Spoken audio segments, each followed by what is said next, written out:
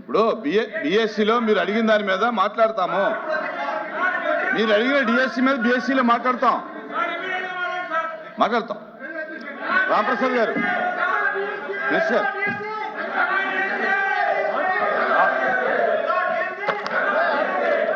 మాట్లాడు.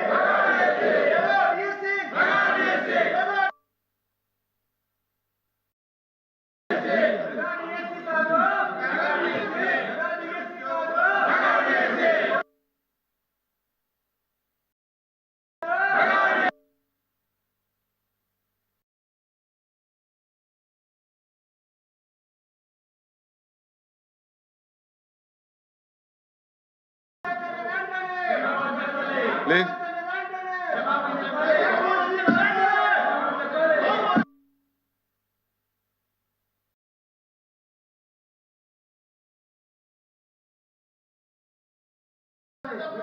ఎల్ఓపి గారు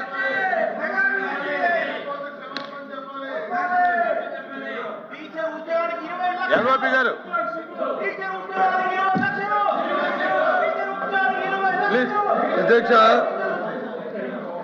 అధ్యక్ష మా డిమాండు ఏదైతే డిఎస్సి మీద ఉందో దాని మీద చర్చ జరగాలన్నాం. నేను ఒక విషయాన్ని తమ దృష్టి తీసుకొస్తాను. ఇది నాకంటే ఇంతకు ముందు అచ్చెన్నాయుడు గారు అగ్రికల్చర్ మినిస్టర్ గారు మాట్లాడారు. ఆయన మాట్లాడిన భాషను ఒకసారి చూడండి. ఆయన మాట్లాడుతూ బొత్స సత్యనారాయణ గారు దద్దమ్మ మనిషి మనిషి మనిషి మనిషి మనిషి మనిషి అధ్యక్ష అధ్యక్ష అధ్యక్ష అధ్యక్ష అధ్యక్ష మనిషి మనిషి మనిషి పెరిగితే బుద్ధి రాదు. ఎద్దులాగా వచ్చి ఎద్దులాగా ఎత్తితే మనకి వచ్చి తెలుగుతాడు రావు. భాష బాగోవాలి. ఎవడు దద్దమ్మో ఎవడు అమ్మోతులో ఉన్నాడు, ఎవడు ఉన్నాడు, ఎవడు పరిపాలన చేస్తాడు, ఏ రైతులు వచ్చి ఎరువులు లేక వస్తున్నారు, ఏ రైతులు ఇబ్బంది పడతారు రాష్ట్రంలో. ఈ దద్దమ్మ వచ్చి తెలుస్తుంది. దయచేసి ఈ భాష మంచిది కాదు. ఈ సభలో శాసనసభలో మంచిది కాదు. ఆ భాషాన్ని విద్య చేయండి.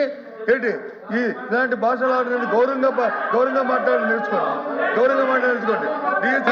డిఎస్సి మీద జరగాలి.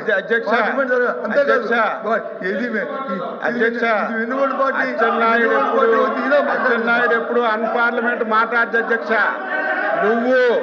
మీరు గత ప్రభుత్వంలో విద్యాశాఖ మంత్రిగా ఉండి 5 సంవత్సరాలు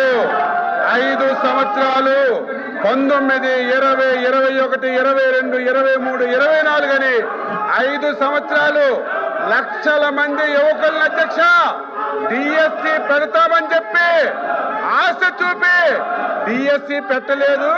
ఆ రోజు విద్యాశాఖ మంత్రిగా ఉండి మీ గొడ్డల పార్టీ అధ్యక్షుడిని కనీసం చెప్పలేని వ్యక్తిని ఏమనాలి మీరే చెప్పండి అధ్యక్ష. నేను కట్టుబడి మీరు ఎరువులు అంటున్నారు, వ్యవసాయం అంటారు. దేని మీదైనా ఈ 2 సంవత్సరాల్లో వ్యవసాయ అనుబంధ రంగాలు ఏ శాఖ అయినా మీ పాలన మా పాలన చర్చించడానికి ఎన్ని రోజులైనా సిద్ధంగా ఉన్నాం. దద్దమ్మ అనేది అన్పార్లమెంట్ అయితే చెప్పండి అధ్యక్ష. దద్దమ్మ అనేది అన్పార్లమెంట్ అయితే చెప్పండి, క్షమాపణ చెప్తాను, నాకేం అభ్యంతరం లేదు. చేత కాని వాళ్ళని దద్దమ్మలు అంటారు. మీరు విద్యాశాఖ మంత్రిగా ఉండి డిఎస్సి ఇప్పించడంలో వైఫల్యం చెందారు కాబట్టి, చేత కాలేదు కాబట్టి దద్దమ్మన్నారు అధ్యక్ష.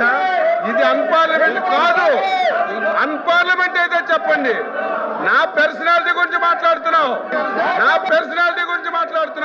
నువ్వు సచ్చినా కాలు కిందకు పెట్టి తలపైకి పెట్టినా నా పర్సనాలిటీ నీకు రాదు సత్యనారాయణ. నా పర్సనాలిటీ నీకు రాదు. తల కింద